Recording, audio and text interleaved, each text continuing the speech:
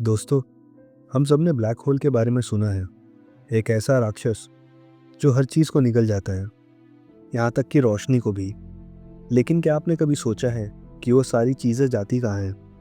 Science का एक पुराना नियम है, energy can neither be created not destroyed.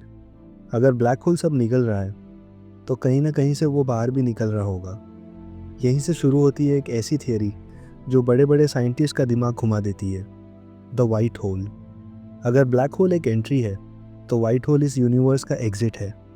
एक ऐसी जगह जहां वक्त उल्टा चलता है और जहां अंदर जाना नामुमकिन है। आज हम इस रात से पर्दा उठाएंगे जो शायद हमारे पुराणों में परलोक या दूसरी दुनिया के नाम से छिपा हुआ है।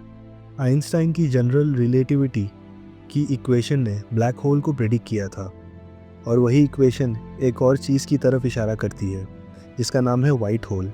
ब्लैक होल का बिल्कुल उल्टा। ब्लैक होल में सब कुछ अंदर जाता है, पर वाइट होल से सब कुछ बाहर निकलता है। लेकिन मिस्ट्री ये है कि वाइट होल को आज तक किसी ने देखा क्यों नहीं।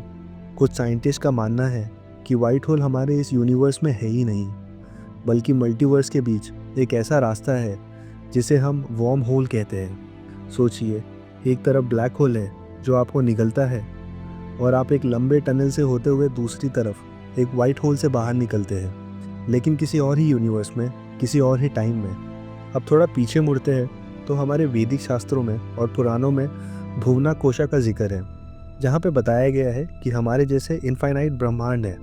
श्रीमद् भगवतम में लिखा गया है कि हर एक ब्राह्मण एक अंडे यानी कॉस्मिक एग की तरह है, और उनके बीच का एक पर्दा है। क्या ऐसा हो सकता है कि जैसे साइंस आज ब्लैक होल और वाइट होल कहता है, हमारे ऋषि मुनि उसे लोक और परलोक का दरवाज़ा कहते थे? साइंस कहता है कि वाइट होल से नए एटम्स और नए मैटर्स पैदा होते हैं। क्या ये वही जगह है जहाँ से सृष्टि यानी क्रिएशन की शुरुआत हुई थी?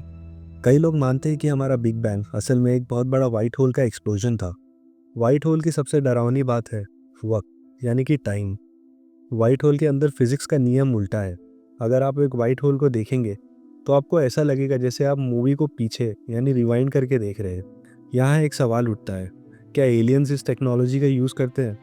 अगर कोई एडवांस सिविलाइजेशन वाइट होल और ब्लैक होल के कनेक्शन यानी वॉर्म होल को कंट्रोल कर ले, तो वो लाखों लाइट ईयर्स का सफ़र कुछ सेकंड्स में तय कर सकते हैं। शायद इसीलिए हमें एलियंस नहीं मिल रहे, क्योंकि वो हमारे स्पेस में है ही नहीं। कॉस्मिक डोरवेज के ज़रिए एक यूनिवर्स से दूसरे यूनिवर्स में ट्रैवल कर रहे हैं।